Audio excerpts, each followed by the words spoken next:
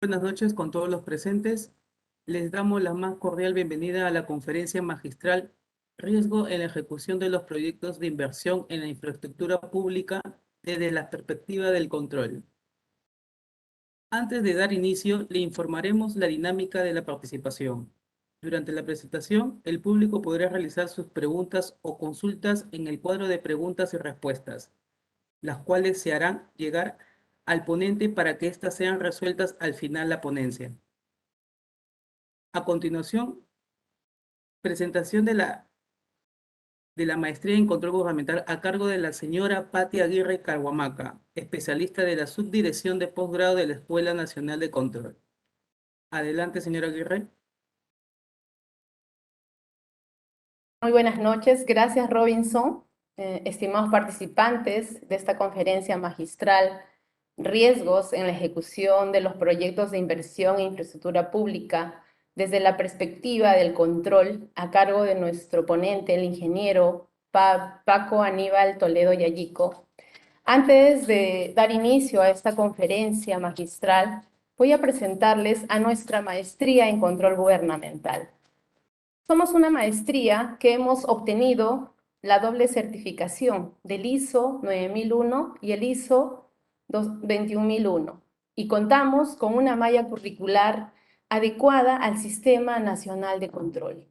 La misma que está diseñada para que los estudiantes lideren proyectos de innovación y de mejora para el ejercicio del control gubernamental. Así también buscando formar profesionales capaces de promover cambios y mejoras en los procesos de control gubernamental, buenas prácticas a nivel global y el intercambio de conocimientos en beneficio de nuestra población. Estamos muy satisfechos por su interés en querer actualizarse y capacitarse. Los invitamos a todos ustedes, estimados funcionarios y servidores públicos, a ser parte de nuestra maestría en control gubernamental, en la que contamos con docentes de mucho prestigio a nivel nacional e internacional, a ser miembro de la comunidad educativa de la Escuela Nacional de Control, lo cual les permitirá tener conocimientos en control gubernamental y gestión pública. Nos encontramos a 14 días para el cierre de las inscripciones y nos alegra mucho el interés que tienen todos los funcionarios y servidores públicos del Sistema Nacional de Control y de otras administraciones por querer ser parte de la maestría en control gubernamental. A continuación, quiero presentarles el video de la maestría en control gubernamental versión 2022.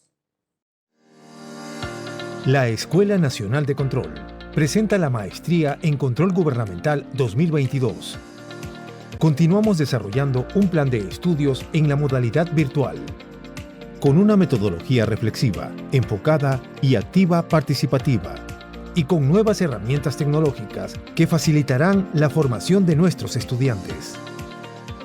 La Maestría en Control Gubernamental cuenta con una experimentada plana docente con trayectoria académica nacional e internacional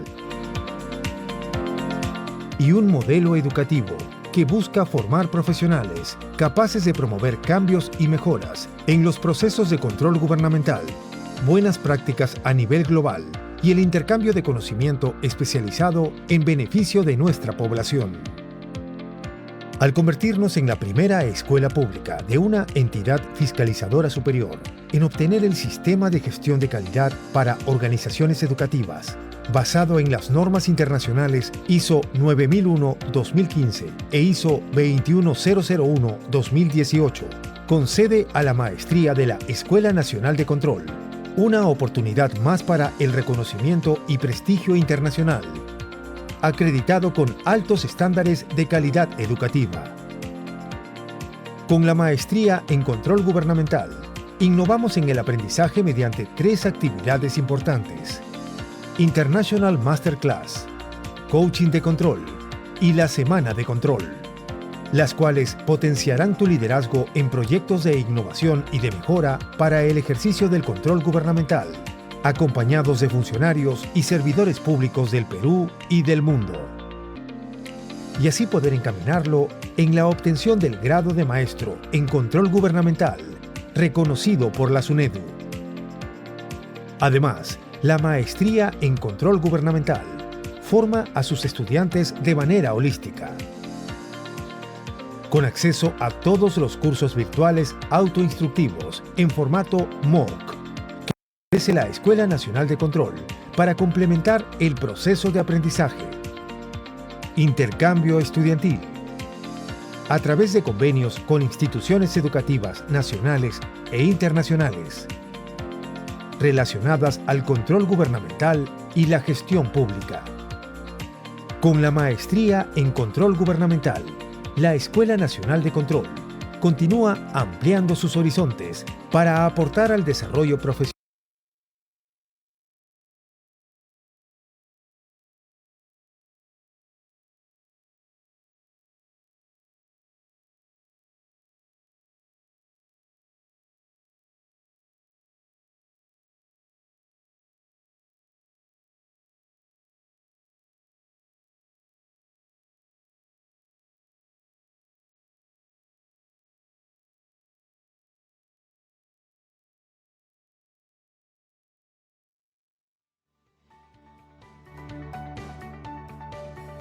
Agradecemos las palabras de la señora Patti Aguirre Carhuamaca, especialista de la Subdirección de Posgrado de la Escuela Nacional de Control.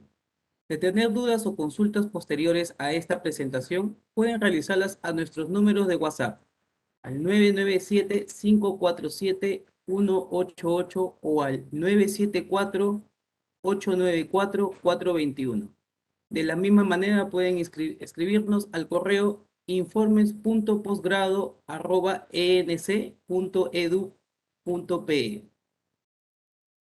Ahora damos inicio a la conferencia magistral Riesgos en la ejecución de los proyectos de inversión en infraestructura pública desde la perspectiva del control, que estará a cargo del ingeniero Pácor Aníbal Toledo Yayico, ingeniero civil con más de 32 años de experiencia, maestría en gestión de riesgos en la Universidad Rey Juan Carlos de España, estudios concluidos de la maestría en dirección de empresas constructoras e inmobiliarias en la Universidad Politécnica de Madrid y de la Pontificia Universidad Católica del Perú. Programa avanzado de gerencia en la administración pública en la Universidad ESAN y diploma de posgrado en las concesiones y la infraestructura otorgado por la Universidad Peruana de Ciencias Aplicadas UPC y diplomas asociados asociaciones públicos privadas de la Universidad de ESAN. Es gerente de diversas unidades orgánicas de la Contraloría General de la República, encargadas de conducir el control gubernamental a los proyectos de inversión de infraestructuras públicas y los procesos de contratación pública. Adelante, ingeniero Toledo.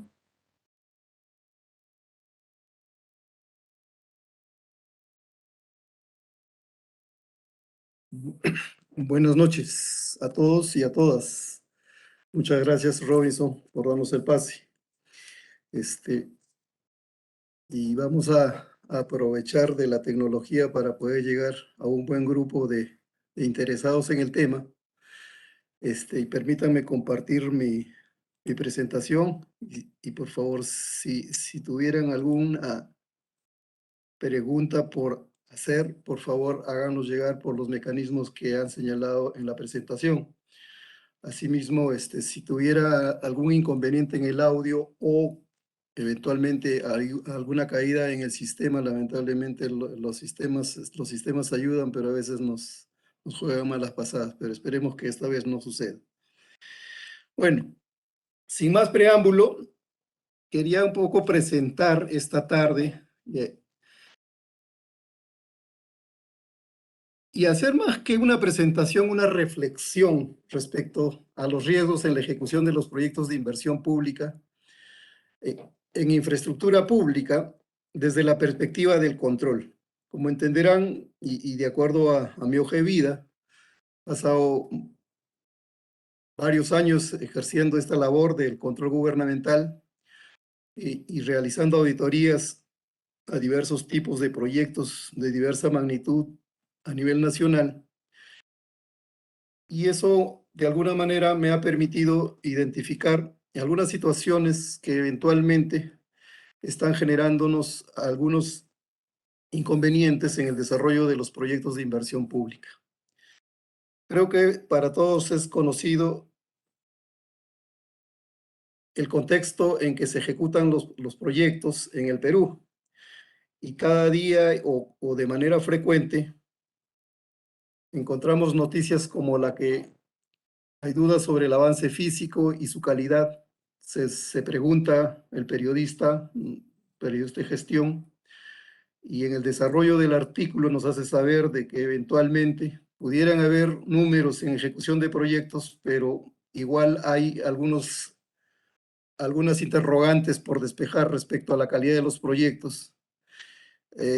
Temas como se postergan 3 megaproyectos en transporte por 3.000 millones, o temas como la fotografía que nos muestra una infraestructura colapsada, o como esta última imagen que nos revela la cantidad de proyectos que se encuentran paralizados, o en las intervenciones que realiza la Contraloría nos muestran o nos identifican una serie de inconvenientes, tanto en calidad, en el costo de los proyectos. Entonces, esto es lo que nos está ocurriendo y es lo que con frecuencia escuchamos. Y a esto se suma que si vamos y consultamos un poco la información que nos muestra el CIAF, con facilidad podemos encontrar que el promedio de avance o del gasto en proyectos de inversión estamos alrededor de 65, diríamos, por ciento. Este año, el año pasado ha sido un año bastante bueno, 69, pero yo creo que aún no es el óptimo que pudiéramos llegar, porque obviamente las necesidades de infraestructura en el país son grandes. Las brechas son inmensas y hasta ahora no logramos reducir esto y no lograr utilizar los recursos asignados en un 100%, obviamente termina un poco generando un desaliento a la ciudadanía, que son los finales usuarios de la infraestructura que desarrollamos. Entonces, frente a esta situación que permanentemente estamos presenciando, la pregunta que creo que todos nos hacemos, ya sea desde el rol que estemos de profesionales que estamos gestionando y que creo que lo hacen con bastante esfuerzo y dedicación, o desde la mirada del auditor que está revisando y analizando los proyectos que se están ejecutando, o el ciudadano que está y escucha este tipo de información, se pregunta qué hacer frente a esto. Entonces, el qué hacer y todo lo que hemos mostrado en la lámina anterior, lo único que revelamos es que ya estamos frente a problemas. Y cuando hablamos de problemas, según la teoría que existe, nos determina que el problema ya es consecuencia de una mala gestión de los riesgos en los proyectos. Y entonces, si con frecuencia estamos frente a estas situaciones denominadas problemas, obviamente, o sea, está claro de que no estamos trabajando bien en algunas etapas previas que permitan gestionar de manera apropiada los riesgos que están asociados a la ejecución de los proyectos de inversión. Entonces, ¿y por qué no lo estamos haciendo? ¿O por qué? ¿Qué es lo que está ocurriendo con esto? Creo que todos, esto lo voy a pasar rápido porque todos conocen esta teoría y yo entiendo que es bastante conocida. El concepto de lo que es un proyecto, es una actividad de un proceso único con fechas de inicio, fecha de término, costos determinados, pero cuando nace la idea de un proyecto, básicamente y esto es en el mundo privado y en el mundo del Estado también debería serlo, es que las organizaciones pretenden aprovechar de algunas oportunidades que su entorno les facilita, por ejemplo, privados mercado, concurrencia, nuevas tecnologías, posicionamiento, objetivos nuevos, y analiza de qué manera estas oportunidades puedan ser aprovechadas y generan las ideas, lo que determina que para poder lograr estos o aprovechar estas oportunidades se generan lo que llamamos proyectos, ¿no? Pero el proyecto como idea o plasmado en documentos generalmente no tiene mayor valor. El valor real será cuando ese proyecto se ha materializado. Y en consecuencia, la teoría nos dice que para que este proyecto se materialice, tenemos que caminar por esta ruta que se llama gestión de proyectos y nos permitan generar los resultados determinados, ¿no? Y acá esta otra infografía, más o menos en la línea de lo que les comento, es que las organizaciones y las entidades del Estado, obviamente, tratan de tener una visión respecto a lo que requieren en el futuro de sus organizaciones, y el camino para llegar a eso, sin duda, está la generación de proyectos y, por tanto, como hemos dicho en el punto anterior, es a través de una buena gestión de proyectos. Y entonces, si esto es así, porque así nos señala la teoría, la pregunta sería, ¿qué está pasando? O sea, sobre gestión de proyectos, todos hemos seguramente, particularmente mis colegas ingenieros civiles o de todas las profesiones de ingeniería civil o de ingeniería en general, estudiamos estos temas sobre gestión de proyectos, y etcétera, etcétera. Entonces, pero ¿qué es lo que está sucediendo y qué es lo que pasa? ¿Por qué no estamos logrando dar en el bull como la infografía nos mostraba? ¿O por qué no estamos logrando estos resultados? Porque en la primera lámina que les mostraba nos daba razón de una situación complicada, porque simplemente hay problemas y más problemas. Frente a esto, vamos a mirar, podemos decir que existen metodologías de todo nivel, y si comenzamos a investigar sobre estos temas, vamos a encontrar información sobre diversas metodologías y mejores prácticas para la gestión de proyectos. Desde las guías del PMBOK, el BID también ha desarrollado toda una metodología basada bastante sobre las guías del PMBOK, estas metodologías ágiles de Scrum y etcétera, etcétera, y un etcétera largo.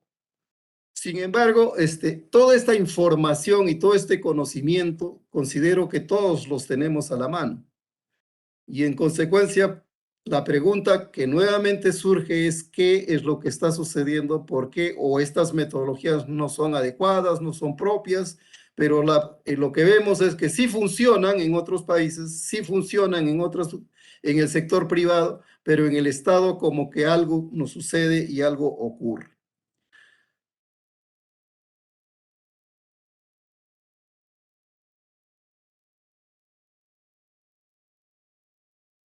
Y la situación no es nada complicado, porque una de las formas para catalogar que un proyecto es exitoso, o en todo caso para apuntar a un proyecto que sea exitoso, lo que la teoría también nos plantea es que deberíamos identificar con precisión desde la gestación del proyecto cuáles son esos factores críticos de éxito que o esos factores críticos que determinan que un proyecto sea exitoso. Si hay un listado o un menú de factores, pero yo quería resumir en estos 3 o 4 que en algunos libros nos hablan de restricciones en los proyectos, pero en el fondo son factores que determinan que nuestro proyecto sea exitoso o no exitoso en el desarrollo, cuando éstas se emprenden. Entonces, un proyecto, en tanto controlemos que los tiempos estimados para su ejecución se cumplan, podríamos decir que ya hemos cumplido con un factor crítico. Si decimos o si logramos que un proyecto eventualmente pudiera terminar o concluir dentro de los costos esperados o planificados, consideramos que también el proyecto está apuntando a considerarse un proyecto exitoso.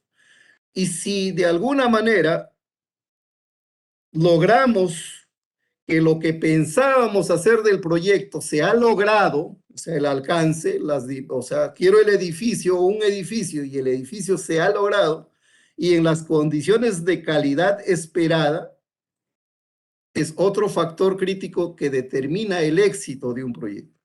El conjunto de estos 3 o 4 elementos definitivamente hacen y bastarían para determinar que nuestros proyectos serían exitosos. En el caso de la obra pública o en los proyectos de inversión de infraestructura pública, lo frecuente que estos elementos de alguna manera se expresan es respecto a alcance y calidad determinados en un expediente técnico. El costo en presupuestos estimados competitivos y plazos dentro de los plazos con los rendimientos y la productividad más o menos razonable. Entonces, esta información sí las desarrollamos en la ejecución de nuestros proyectos. Estos elementos sí los tenemos presente en los proyectos. Sin embargo, lo que fallamos, y más adelante vamos a evidenciar a dónde fallamos, es que no los gestionamos apropiadamente durante el desarrollo del proyecto, que hacen que no logremos este proyecto o no logremos que nuestros proyectos sean calificados como exitosos. Entonces, a partir de esta figura, ya tenemos metodologías que nos ayudan a gestionar y armar o controlar o administrar, gestionar estos elementos o factores de éxito. Y esta información no es ajena a nosotros, a los que o de alguna manera están involucrados en la gestión. Entonces, hay algo que aún todavía nos falta porque entendemos que la situación que hemos revelado al inicio no nos está diciendo nos está mostrando que aún no logramos el ideal de buscar proyectos exitosos. Dentro de las metodologías, de todas las metodologías, de alguna manera, recogen más o menos los conceptos. El PMBOK en su 6ª edición nos dicen de que hay áreas de conocimiento que deberíamos tener en consideración y gestionar apropiadamente para que nuestros proyectos pudieran ser apropiados, ¿no? Entonces tenemos la gestión de integración, gestión del alcance, gestión de cronograma, gestión de costos, gestión de la calidad, gestión de los recursos, gestión de las comunicaciones, gestión de los riesgos, gestión de las adquisiciones y la gestión de interesados.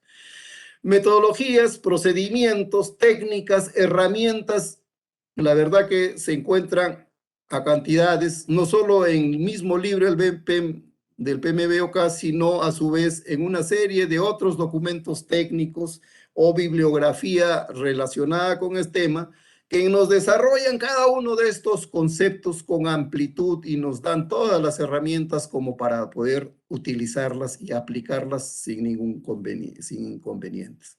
Sin embargo, esto que pareciera que es obvio y lógico, no está ocurriendo aparentemente con el alcance, o no ha avanzado lo suficiente en el Perú. Y esto nos revela un librito elaborado por maestristas en ESAM, Félix Locio, Alexander Martínez y Eden Morris, en un librito que ellos escriben para la gestión de los proyectos en el Perú, análisis de madurez. Si bien revela el análisis a un periodo 2015-2016, considero que la imagen o los resultados que se muestran para ese periodo, aún si existió alguna mejora, todavía no ha cambiado y no ha revertido la situación que se muestra actualmente.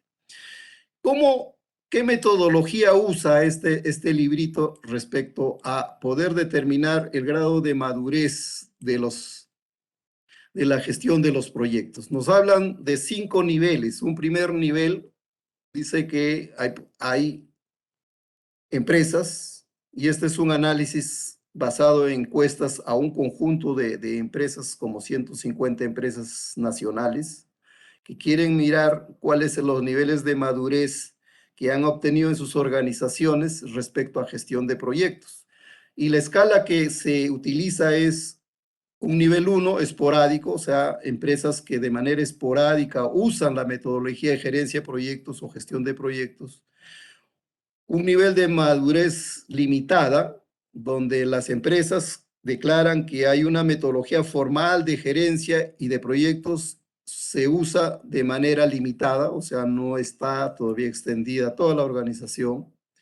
Empresas que plantean que tienen una metodología de gerencia de proyectos o de gestión de proyectos y que se usa de manera constante en los proyectos, o sea, ya está mejorando, es un nivel más maduro de empresas que ya están ubicadas en este punto.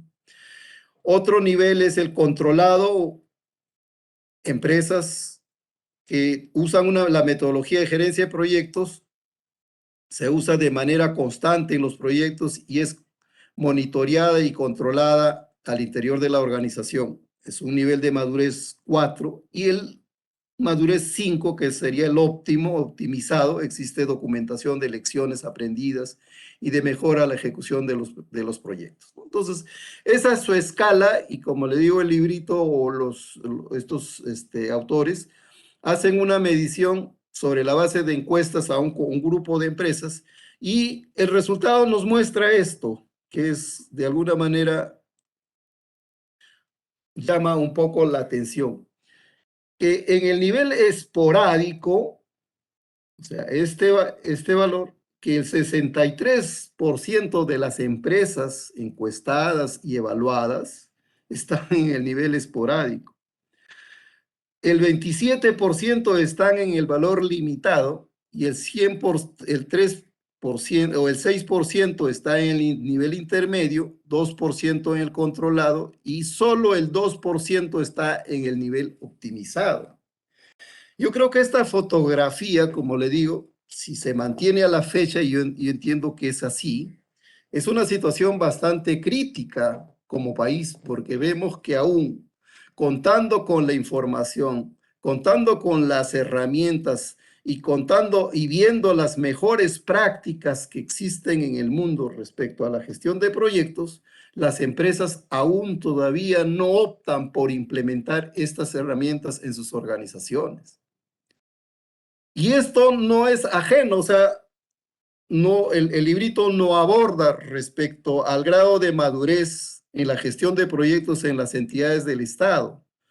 Y yo sé seguramente de que la figura no va a variar más y de repente, y es probable que la situación incluso sea aún más crítica, ¿no? Entonces, cuando ejecutamos, y a esto debemos reflexionar, si estamos ejecutando proyectos del Estado, en el cual por lo general trasladamos a través de un contrato el desarrollo del proyecto determinado. Entonces, si la entidad como Estado, su grado de madurez en gestión de proyectos es bastante limitado o esporádico, por decirlo, y a su vez también estamos contratando porque nuestro mercado nacional nos está arrojando esta figura, estamos contratando empresas cuyos niveles de madurez están según lo que muestra este estudio, la situación se torna crítica y comienzas a explicarte cuál es la razón por la que estamos ya frente a problemas y no a y no estamos anticipándonos a los problemas que se genera a propósito de o en razón de no aplicar estas técnicas y estas metodologías o estas buenas prácticas que nos está sugiriendo se nos sugiere en el mundo. Ya no es que le echemos, yo le hago un poco el seguimiento y esta figura, la verdad que yo le digo, tengo más o menos 30 años haciéndole seguimiento a los proyectos. Esta situación no cambia, no ha cambiado. Antes, un poco, hace 20, 20, 30 años, 25 años decíamos, no, pero esa es una información que está en el otro mundo, en otras latitudes y no es accesible para nosotros. Yo creo que eso ya ha quedado totalmente descartado por la forma como sí podemos acceder no solo a estudiar, sino a documentarnos con esta información que ayuda a gestionar los proyectos y siendo este el camino que nos permite lograr el resultado y el objetivo que deseamos. Este estudio, a su vez, nos plantea y dice, oye, y en este caso de las organizaciones, en estas áreas del conocimiento de gestión de proyectos, ¿qué áreas son aquellas que han logrado dentro de la debilidad, por lo menos algún nivel de madurez adicional? Y nos dicen, las más maduras, o sea, estas organizaciones que están por ahí implementando sus gestiones de proyectos, han logrado madurar en las áreas de conocimiento de gestión de costos, gestión de tiempo, gestión de integración y gestión del alcance. Ahí sí hay un avance importante. En intermedios, dicen que estas empresas han generado cierto nivel de madurez respecto a la gestión de las adquisiciones, la gestión de la calidad, la gestión de los recursos humanos. En tanto que hay menos maduras en estas empresas encuestadas en gestión de riesgos, gestión de comunicación y gestión de interesados, ¿no? Entonces, como verán, mi tema está vinculado al tema de gestión de riesgos. O sea, si veo esta foto, digo, hoy tengo empresas que aún no logran incorporar en sus prácticas estos conocimientos de gestión de proyectos y a su vez se han incorporado, como que han trasladado a un tercer orden de importancia, a un cuarto orden de importancia a la gestión de riesgos. Considero que es un factor que puede estar explicando de alguna manera estos problemas que hemos revelado en la primera lámina de nuestra presentación. Esta es la situación. A su vez nos dicen, el mismo librito nos plantea que en qué se falla más o en qué falla más estas entidades o estas empresas del Estado. Nos hablan, dice que la frecuencia con que se falla en costo, tiempo y alcance. Yo les decía que estos son los factores críticos o restricciones que hay que controlar. Sin desviación, solo 8, 9, 12%. O sea, realmente son bajos los proyectos en el que no fallan en estas tres restricciones. O sea, podríamos decir el grupo de proyectos exitosos.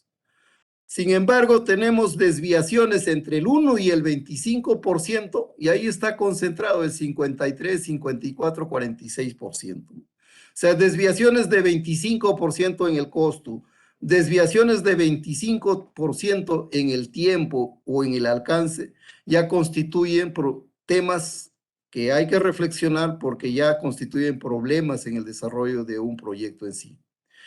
Mayores a 25%, entre 25%, también tenemos un conjunto bastante importante en el que fallan en estas restricciones de costo, tiempo y alcance. Y desviaciones mayores a 100%, pues bueno, si bien son pocas, pero son. Por tanto, nuevamente, es una foto que sigue mostrándonos que nuestros proyectos aún no logramos proyectos exitosos porque no estamos trabajando con fuerza respecto a controlar estos elementos que son factores críticos del éxito de nuestros proyectos. ¿Y qué causas son las que atribuyen de estas fallas? Inadecuada estimación del tiempo. Por lo general, somos bastante optimistas cuando preparamos los documentos del proyecto y creemos que todo lo podemos resolver y todo lo podemos hacer. Nos creemos bastante productivos, con bastante productividad y generamos tiempos que resultan irreales frente a una situación, frente a un proyecto que sí tiene sus complicaciones. No hay proyectos simples, siempre van a tener complicaciones. Cambios mal gestionados. No solo por la frecuencia con que se generan cambios, y esto en el caso de los proyectos del Estado se dan con mucha frecuencia, y que estos cambios mal gestionados en el cual no hay decisiones que se tomen, hay demoras en la decisión, etcétera, etcétera, obviamente nos afectan no solo el costo también, y no solo el tiempo, sino seguramente el costo. Inadecuado seguimiento y control. Esto nuevamente adolecemos. En el caso de nuestros proyectos, pues, si bien hemos incorporado dentro del desarrollo de los proyectos la figura de los supervisores o los inspectores, y tras de ellos tenemos ahí coordinadores de parte de las denominadas o designadas por las entidades. Sin embargo, todavía vemos que resulta inadecuado o no están ahí. Esto no quiero decir que hay que crear una nueva figura de seguimiento y control, sino que lo que habría que buscar de alguna manera es cómo estas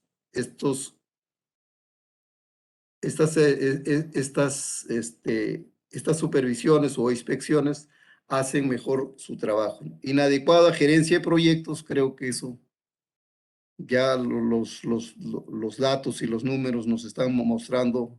Inadecuada planificación de riesgos. Este es un tema que resalta 32%, no es nada despreciable. No hay buena definición de un proyecto que está asociada con el adecuado cambio mal gestionado, ¿no? Entonces, pero ojo, que esto ya un poco como para no deprimirnos, porque es que tampoco es un mal que digamos que ocurre solo en el Perú, sino también a nivel de la región hay algunos inconvenientes. Acá hay un estudio hecho por el banco, por el BID, y que nos establecen y dicen que el ideal sería un índice de 5. El ideal para que la gestión, un programa esté adecuadamente gestionada, debería llegar a valores, a un índice de 5 sobre una serie de parámetros que incorporan para llegar a ese valor. Vemos que en el caso de los dos mejores, Colombia y Chile, solo llegan a un 3.5, ¿no? Podríamos decir nada despreciable, pero el óptimo es 5. Y en el caso de Perú estamos alrededor de 2.6, estamos casi a mitad del óptimo que desearíamos, ¿no? Entonces, si bien estamos sobre el promedio de la región, pero creo que tenemos un espacio bastante importante en el que podríamos desarrollar mejores prácticas y mejores técnicas para que esta situación mejore o cambie.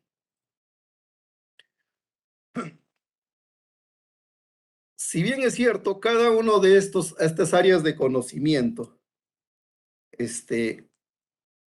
son importantes en el desarrollo de la gestión de proyecto, el propósito de la charla era cómo miramos dentro de esto y le hacemos un zoom a la gestión de riesgos y cómo estamos trabajando en la gestión de riesgos en nuestros proyectos. Y ahí, permítame así, voy a pasar rápidamente estos conceptos ustedes los conocen, yo he recogido esta información de un documento del BID que sugiere sobre la gestión de proyectos.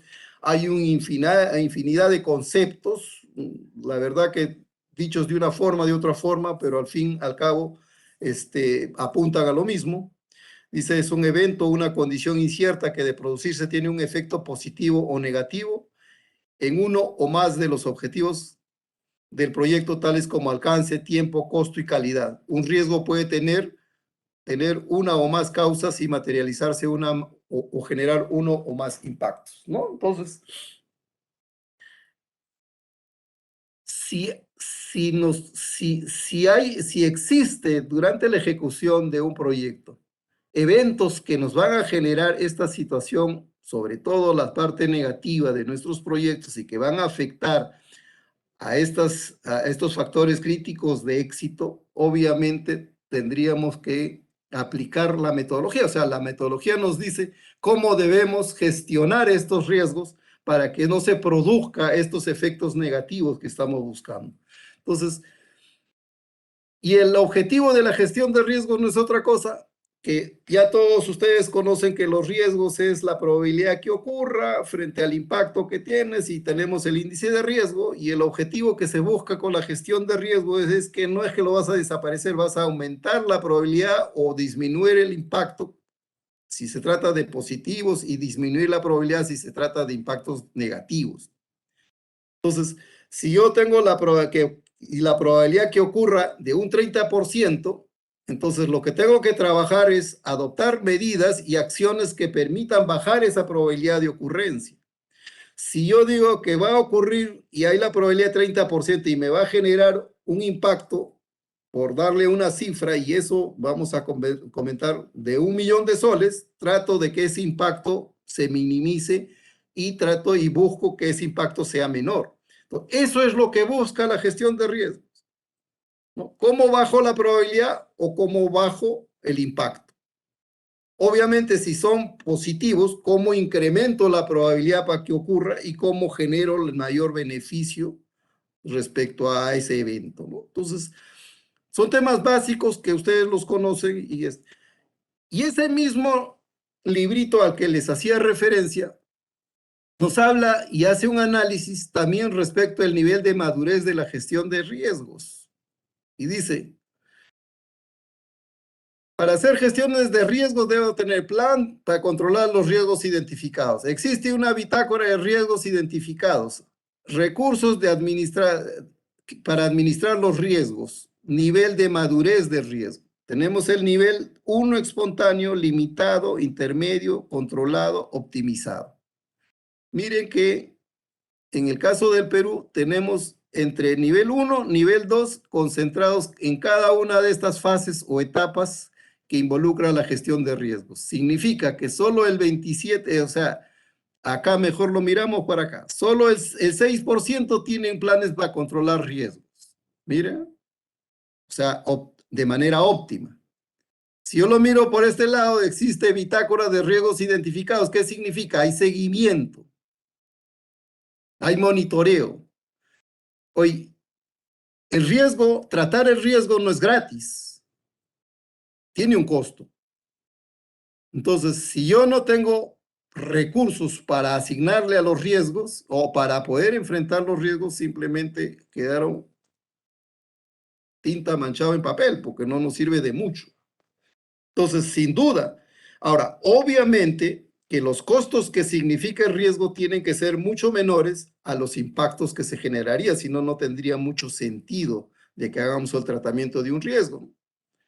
Entonces, pero para eso necesitamos recursos y la verdad que en estas empresas encuestadas, la mayoría no le presta atención y no le asigna los recursos necesarios como para poder enfrentar estos riesgos que están. Nivel de madurez, solo un 4% están en nivel optimizado y el resto estamos con problemas, ¿no? ¿De qué hablamos para gestionar los riesgos? ¿Por qué hago esta gestión de riesgos? Por lo menos en los proyectos tenemos, si hiciéramos una buena gestión de riesgos, nos mejora la planificación del proyecto. O sea, podríamos llegar a la meta en los tiempos y en los costos y en estas restricciones que hemos estimado. Fortalece el diseño del esquema de ejecución del proyecto. Aumenta el uso eficiente de los recursos. Mejora la toma de decisiones y fomenta la productividad, sin duda. Porque si yo no tengo, si no conozco la situación que me va a ocurrir mañana, si estoy despreocupado, no tengo ninguna, de nada, no tomo ninguna acción, pero el riesgo está, el riesgo existe. No es porque lo desconozca, no existe, está ahí. Entonces, si no lo identifico, obviamente, ¿cómo tomo decisiones si no sé el escenario que va a ocurrir los días siguientes, ¿no? Aumentar la confianza en los proyectos por parte de los interesados. O sea, esto, en nuestro caso, la ciudadanía, pues tendríamos que aumentar, si yo logro entregarle si se lograra entregar la obra en los tiempos, en los plazos y en los costos previstos y entra en operación los proyectos, sin duda que la ciudadanía se vería beneficiada y su percepción sería muy buena respecto a esto. Pero, ¿qué significa gestionar riesgos? ¿Qué significa? Tengo el beneficio, pero ¿qué significa? Nos diga, es gestionar, a su vez, varios procesos. Son 7 procesos, 5 procesos de planificación, 1 de ejecución y 1 de monitoreo. Planificar los riesgos nos implica definir cómo se realizan las actividades de gestión de riesgos. Esto es lo que conocemos y si ustedes van a algunas metodologías que incluso OCA ha incorporado algunas metodologías y pasamos por esta identificación de riesgos que determinan los riesgos que puedan afectar el proyecto. pasamos por un análisis cualitativo o un análisis cuantitativo, planificamos la respuesta a estos riesgos que hemos identificado, implementamos la respuesta y monitoreamos. El tema que, de acuerdo a lo que he podido apreciar, en algunos casos se hacen estas tareas, se hacen. Hoy por hoy tampoco vamos a negar que hemos avanzado algo a propósito que en los últimos años, sobre todo para la ejecución de obras por contrato y en las obras por APP también se han incluido, pues, de alguna manera que se incorpore instrumentos que permitan gestionar los riesgos. Pero estamos pasando por una etapa todavía en el cual su grado de madurez es bastante baja porque todavía no hemos interiorizado, veo que no se ha interiorizado realmente para qué sirve esta gestión de riesgo. Y comenzamos a pensar que es un documento más del expediente técnico y que es burocracia y que no nos sirve para nada. Entonces, pasamos por el tema de identificar riesgos. Sí, pues la metodología, y ahí OCE nos ha planteado algunos instrumentos para poder ayudarnos en identificar. Identificamos los riesgos, diríamos, cuando vemos en temas, los riesgos estratégicos, ¿no? Factores climáticos, los factores financieros podría ser, los factores de las normas o riesgos asociados a la normatividad, y etcétera, etcétera. Pero donde adolecemos, y siento que hasta ahora no estamos, porque acá tenemos que considerar que la gestión de riesgos debe abarcar tanto estos riesgos estratégicos como los riesgos operativos. Los riesgos operativos. Y ahí es el que, de alguna manera, adolecemos un poco en que la identificación de riesgos nos estamos limitando a detallar sobre estos estratégicos, que está bien, no digo que esté mal. Sin embargo, nos olvidamos de aquellos riesgos operativos que también resultan ser relevantes e importantes. ¿Y por qué no lo están haciendo? Yo atribuyo primero, porque estos riesgos de contexto general, sí, pues todos lo vemos, todos lo sabemos. Sin embargo, los riesgos operativos sí son muy propios de cada obra en sí misma.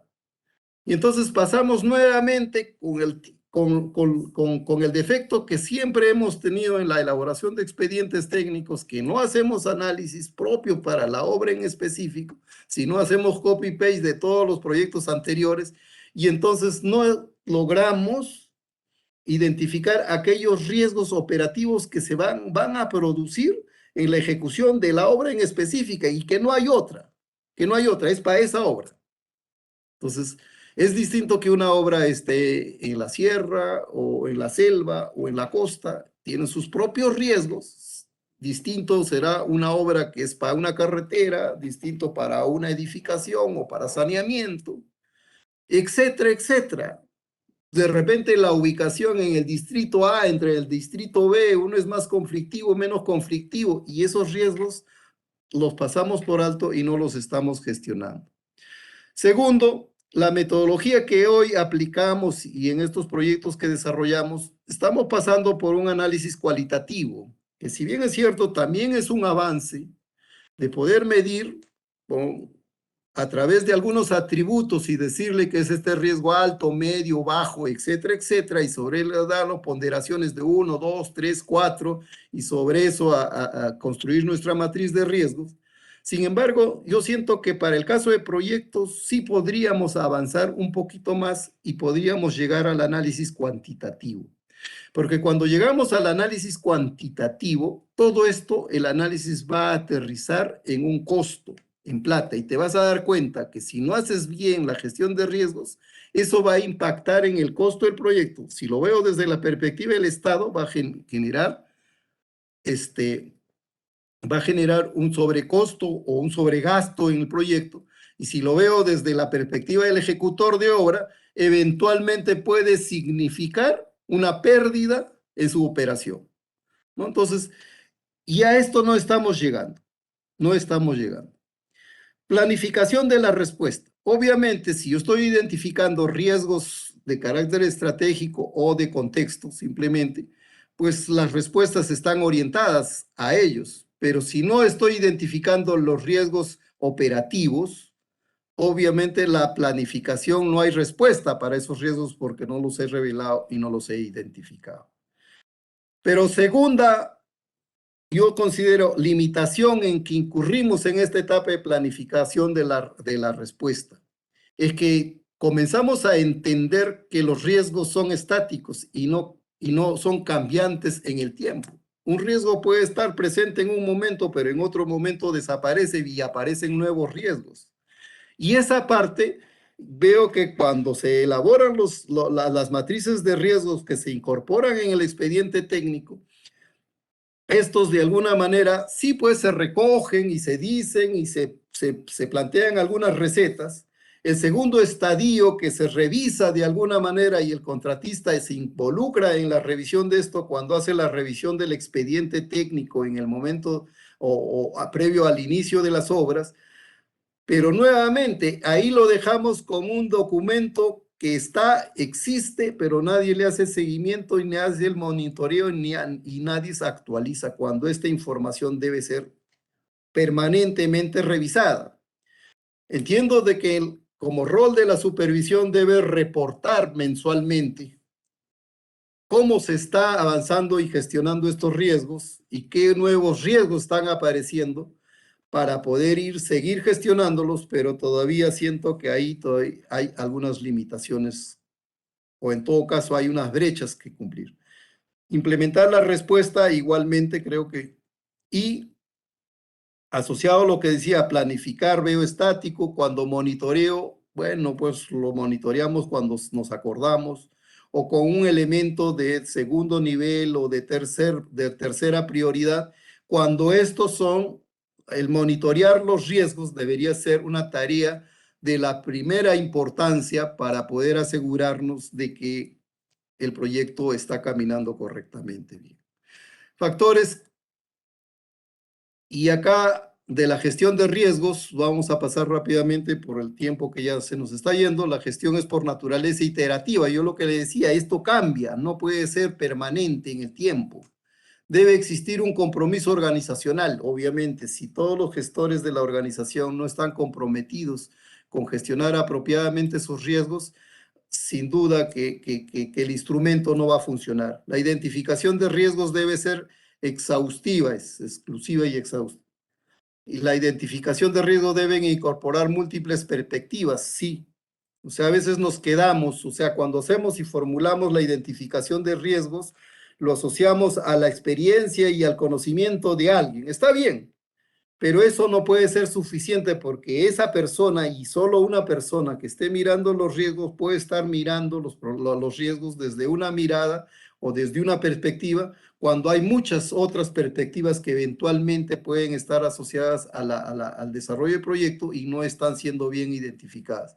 Declaración debe ser completa, el análisis de riesgo debe ser objetivo, o sea, cuando nos dicen, ¿cuál es la probabilidad? Ponle 50%, yo creo que son 20%, y eso no nos ayuda mucho, no nos ayuda mucho. Tenemos que ser mucho más, tenemos que encontrar alguna explicación mucho más sustentada, porque asumimos que es 20, por asumimos es 30, y para esto vale mucho, y las organizaciones maduran en la gestión de riesgos en la medida que cada experiencia que logra en un proyecto va registrando esa información y es lo que le valida para la determinación de sus riesgos y la valoración de sus riesgos en sus futuros proyectos. Identificación de los riesgos debe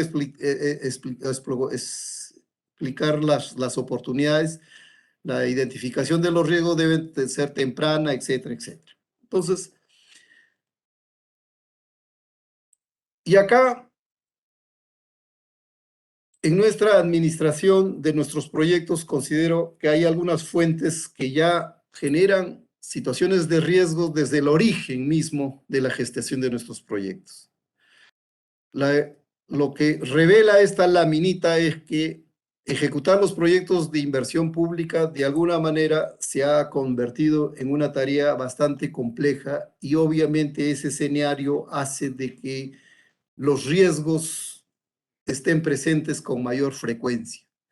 Entonces, Y parte de esto, porque cuando tú quieres ejecutar unos proyectos, tienes para decidir por 4 de estas opciones y probablemente haya otras más, obra pública por contrato, APPs, obra por impuestos, obra por administración directa, ¿no? Cada uno de estas seguramente son varios tomos de documentos que regulan estas transacciones y cada uno de estos tienen múltiple información, cuantiosa información, que obviamente para gestionar apropiadamente hay que conocer, manejar, entender, etcétera, etcétera, etcétera. Entonces, ya desde ahí se hace compleja porque el gestor tendría que, y al auditor nada, y también le afecta, porque un día le dicen audita una obra pública, se aprendió las normas, entendió las normas, al día siguiente le pueden decir ándate a una APP y ya está desarmado para poder hacer un trabajo apropiado. Y los gestores nada, seguramente que se enfrentan a los mismos problemas, porque alguien gestiona una obra, en una oportunidad una obra, se entendió bien, pero luego tiene que hacer otra APP y que son conceptos y consideraciones distintas.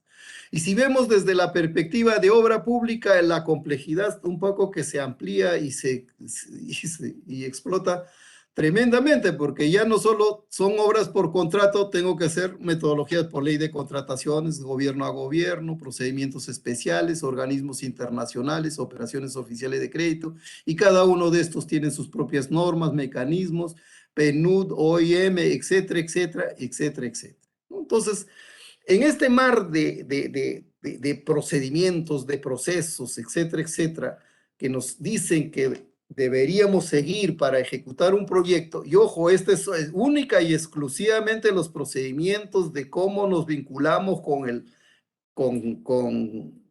el tercero, ya sea con el contratista o con el concesionario, etcétera, etcétera. Hay otro paquete de normas y de procedimientos que por la naturaleza de la obra misma, que son todos los documentos técnicos que están asociados al proyecto en específico.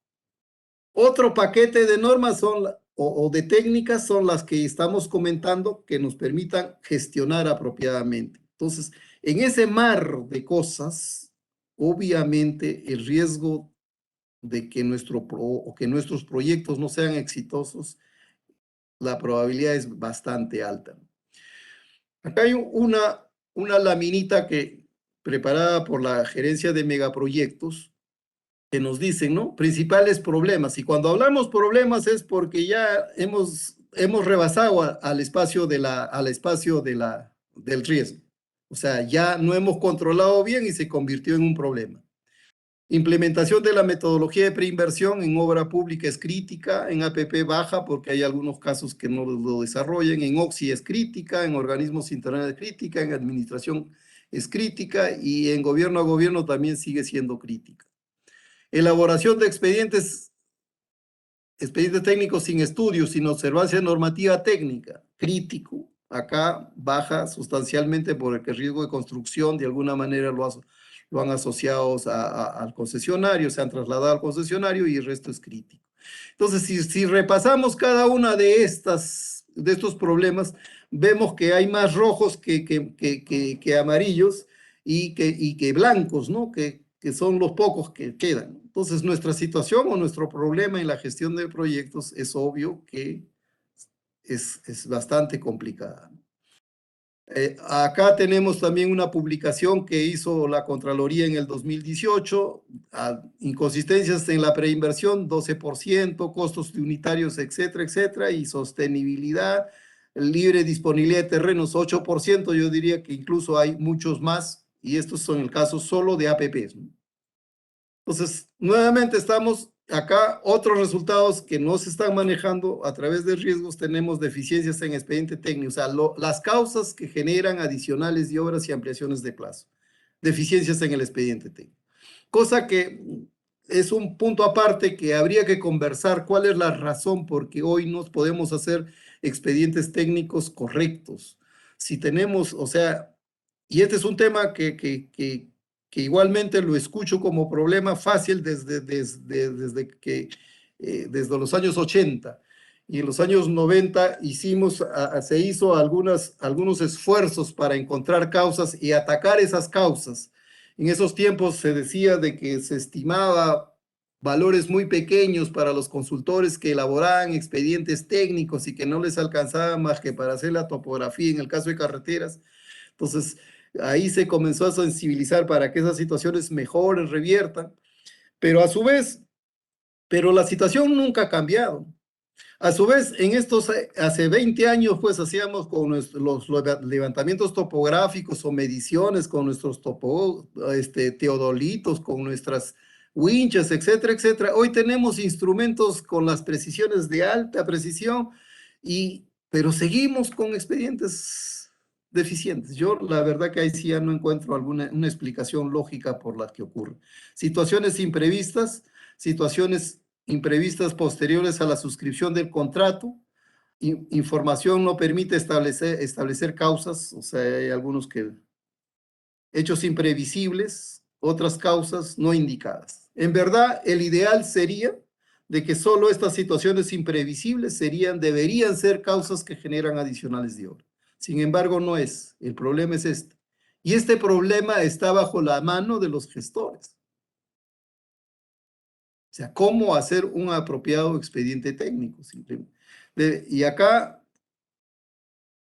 estamos más o menos en las deficiencias, ellos están imprevisibles, 30, siempre deficiencias en el expediente técnico son los que marcan un poco las causas que generan los presupuestos adicionales.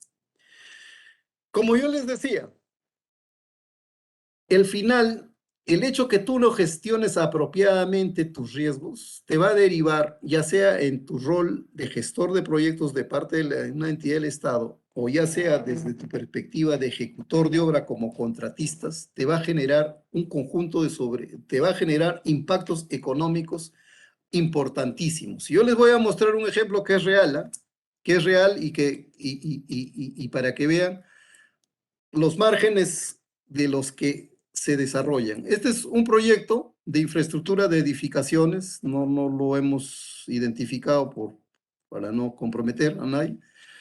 Acá tenemos la matriz con un conjunto de riesgos que se han identificado para esta obra con bastante detalle. Acá la columna nos dicen de que pueden ser de tipo múltiple, o sea, riesgos que si bien se puede ocurrir una vez, pero puede ocurrir hasta 2 o 3 veces, en este caso 2 veces. Este es una sola vez, si ocurre es una sola vez, etcétera. Y acá tenemos las probabilidades, 50%, 90%, etcétera, probabilidades que pueda ocurrir. Y acá si generáramos alguna acción correctiva o de mitigación, tendríamos estos resultados.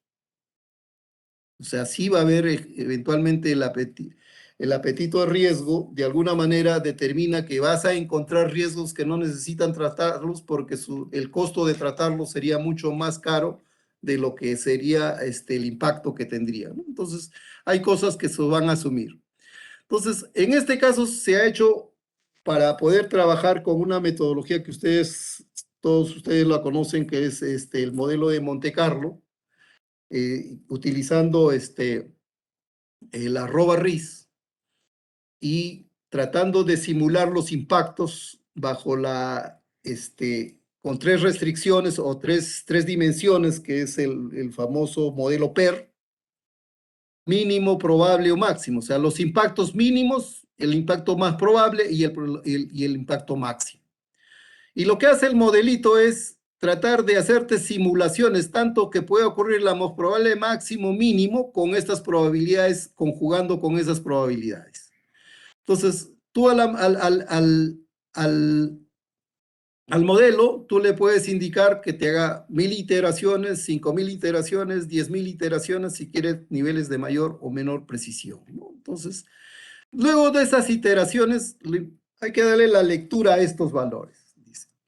O sea, los riesgos eventualmente la combinación de máximo, más probable, mínimo y las probabilidades y el número de ocurrencias que corre el modelito a este proyecto, te podría generar el orden de $407,000. De un proyecto que cuesta 3,5 millones, 400. O sea, en teoría te dice que más o menos es los márgenes que tú asumes como contingencia para el desarrollo de tu proyecto. Entonces, casi default decimos pues el 10%, en este caso sería 349,000, pero el modelito nos dice ya, hoy no, más o menos estás en un 12%, que deberías tener como reserva de contingencia y que no es otra cosa que combinar todos estos valores máximos, mínimos y probabilidades. Pero si tú quisieras ajustar tu proyecto y gestionar apropiadamente estos riesgos, puedes bajar esto y llevarlo a estos niveles en el que sí, pues ahí sí ya no vas a poder hacer nada y te bajarías a 106. Entonces, si yo estoy del lado del Estado, yo estaría pensando, voy a tener que tener un colchón de contingencia más o menos de un 10 o 12%. Pero ese 10 o 12% está bajo el supuesto de que estoy gestionando apropiadamente los riesgos. Entonces, y en el caso de los contratistas, lo que tendrían que decir, oye, si yo voy a presentar mi oferta para postular a un proceso de selección, estoy compitiendo por precio. Entonces, si yo tengo un precio de costo directo como 3,400,000 costo directo más gastos generales, y a eso tengo que agregarle un porcentaje con contingencias para esto para los riesgos probables que ocurra, tendría que hacerle una oferta de 3,800,000. Y es posible que ya estemos fuera de los márgenes que incluso las normas nos establecen para postular una propuesta. ¿Qué significa eso? Que no seríamos competitivos si realmente incorporamos todos estos precios, costos. Entonces, lo que hace el contratista es apostar optimistamente a este valor o a un valor intermedio que te lleve más o menos a una propuesta competitiva. Pero el asumir ese valor está implicando un compromiso de que él tiene que hacer, el contratista, para ejecutar la obra, tiene que aplicar toda la metodología para gestionar apropiadamente, porque si falla, es posible que esté perdiendo toda su utilidad. Porque ya me presentó una oferta firme, y si no fue 106, si no 407, entonces él tiene que sacar de su bolsillo $300,000 y probablemente eso sea toda su utilidad. Entonces, en el caso del Estado, de la entidad o del propietario, igualmente, oye, sí, probablemente van a apostar y tener un colchón, porque si no tienen este colchón, ahí estamos frente a obras que no tienen recursos, están paralizadas, con problemas, etcétera, etcétera, ¿no? Pero lo más crítico de esto no es que trasciendas en 306 o 400 millones, sino si esta cuantificación del mínimo, más probable, máximo, son reales y tienen que ser reales, y bajo el supuesto que no gestiono riesgos y por tanto estas probabilidades y ocurren todos, no es que voy a gastar 407,000. Si no, voy a tener que necesitar 1,311,000 si ocurren el máximo de riesgos se materializan, porque cuando hablamos de probabilidad de la ocurrencia de un riesgo, 60% que ocurra, y contra 60% que ocurra contra 40 que no ocurra.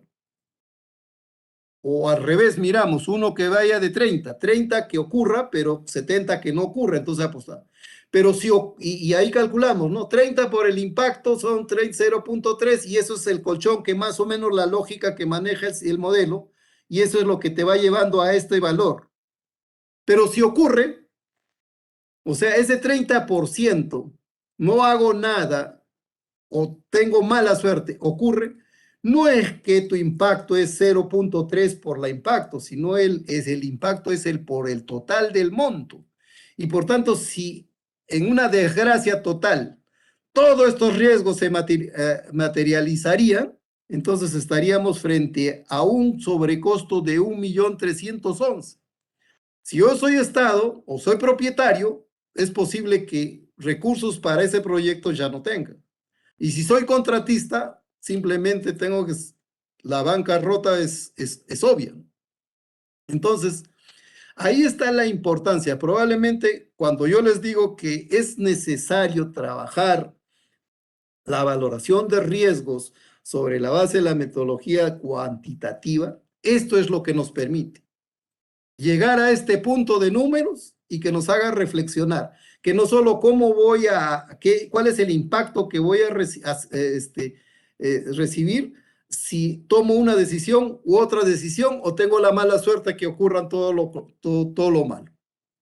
Entonces, frente a eso, lo que necesitamos es trabajar para que no ocurra. O sea, si es 0% todo esto, si no ocurriera ninguno de estos proyectos porque los gestioné apropiada, ninguno de estos riesgos ocurriera, este 407 o el monto que haya asignado el contratista sobre el monto del costo de la obra sería una sobreganancia válida, porque gestionó muy bien y logró que esos 407 que había pensado como una contingencia, no ocurrió la contingencia y para él es ganancia. Qué bien, qué bueno. Y para el Estado igual, si no se diera eso, no, o sea, si yo como Estado tuve un colchón y no se logró generar eso, porque ojo, estos son los riesgos para el ejecutor de la obra, hay otros riesgos para el que gestiona o el propietario de obra, ¿no? Entonces, acá yo he valorizado o se ha valorado exclusivamente los riesgos asociados al ejecutor de la obra, ¿no? Entonces, pero la lógica es la misma, con sus propios riesgos podemos llegar a los números para el caso del gestor y podemos encontrar los impactos que eso significa. Ok, señores, yo les agradezco su paciencia y estoy a las preguntas que considere. Muchas gracias. Agradecemos al ingeniero Paco de Aníbal Toledo Yayico por esta conferencia y por su interesante participación. A continuación pasaremos a las rondas de preguntas del público. Realiza la siguiente pregunta. ¿Actualmente hay obras que no se han reanudado por la pandemia?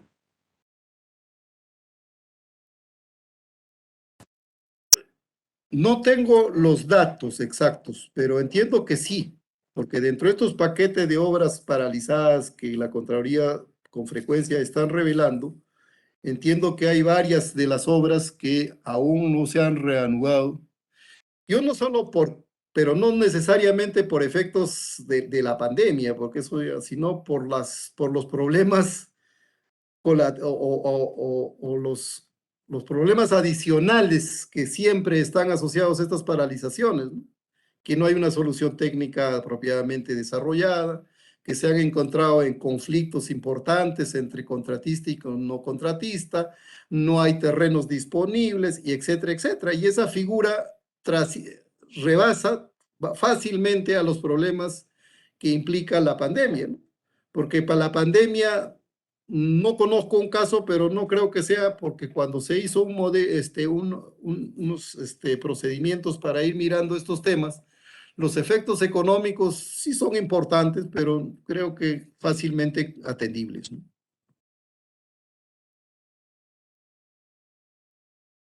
No sé si atendí la pregunta. Siguiente pregunta. ¿Qué puedo hacer si mi organización notó que hay un incremento de costos en alguna inversión pública? ¿Podrías repetirme, Robinson, la pregunta? No escuché. ¿Qué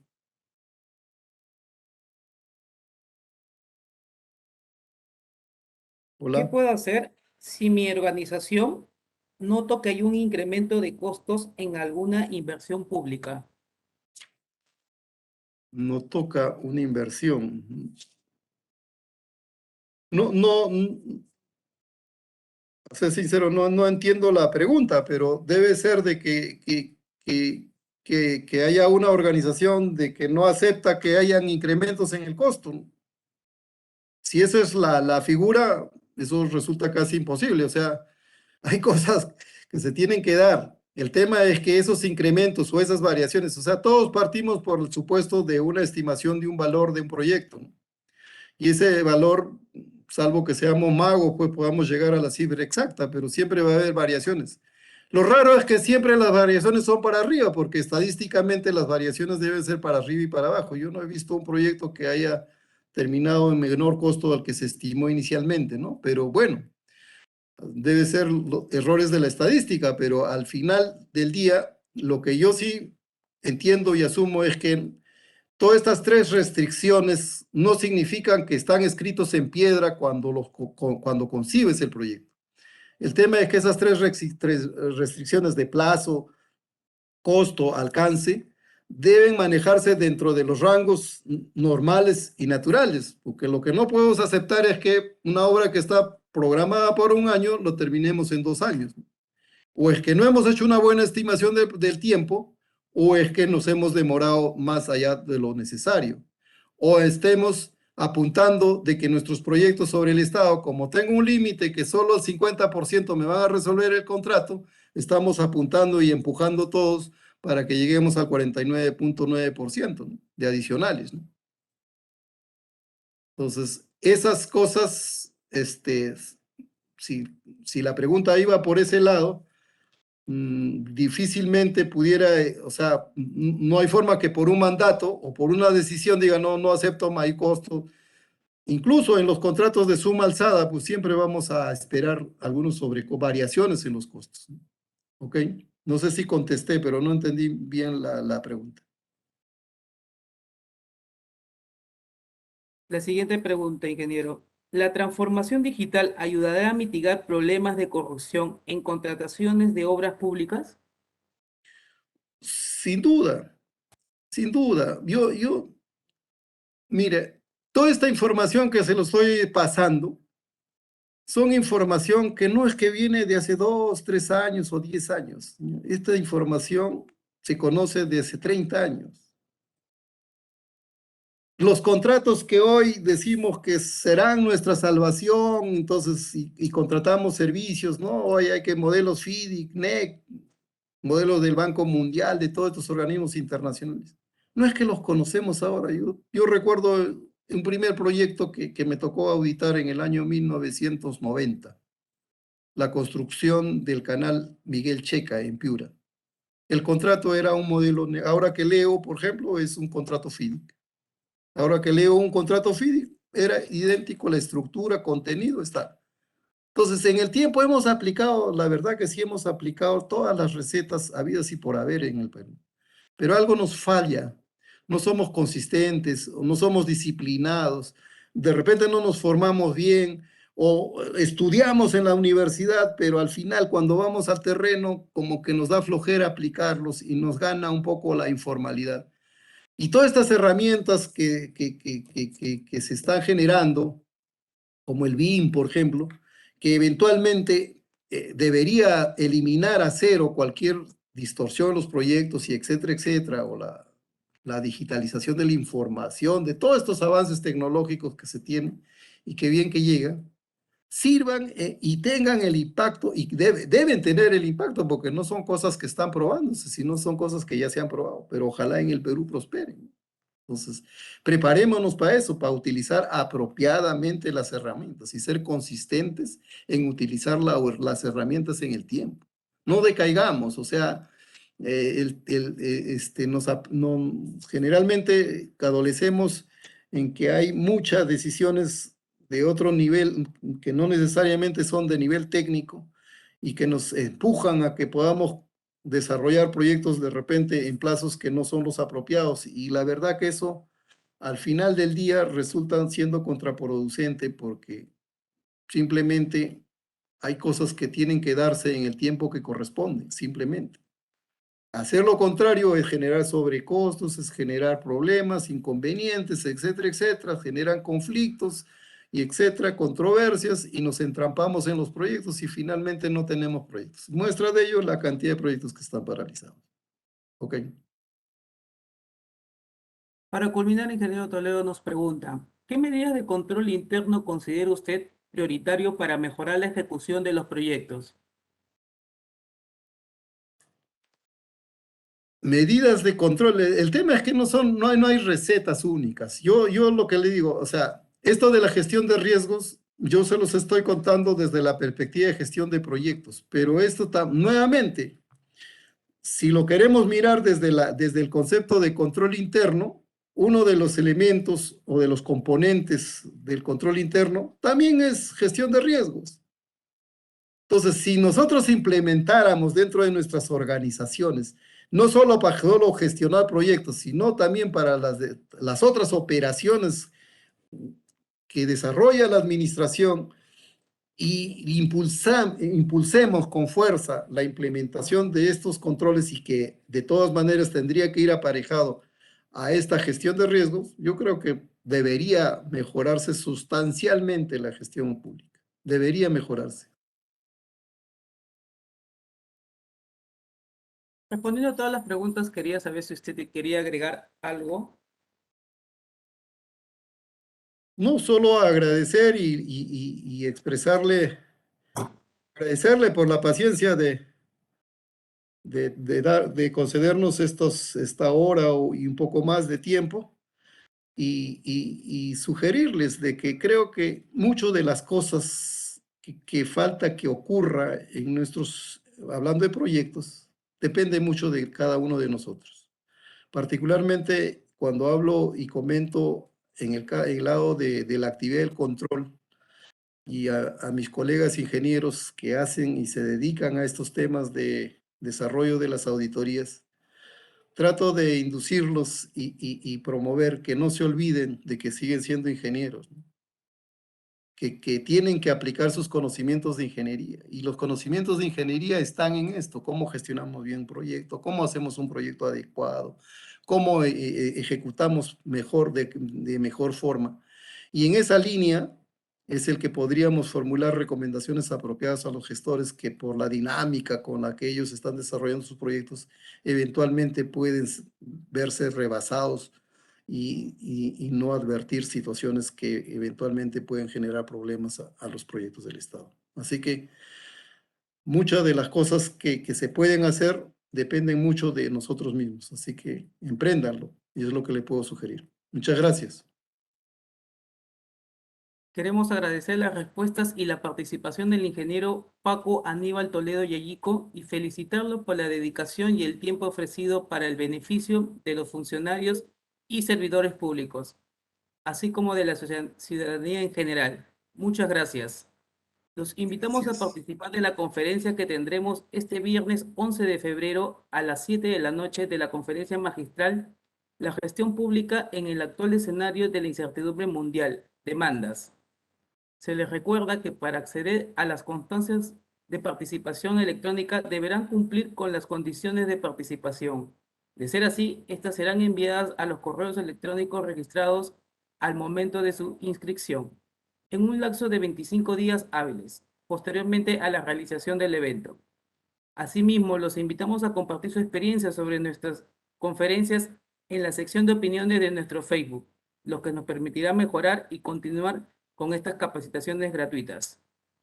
Muchas gracias por su asistencia. Que tengan todos muy buenas noches.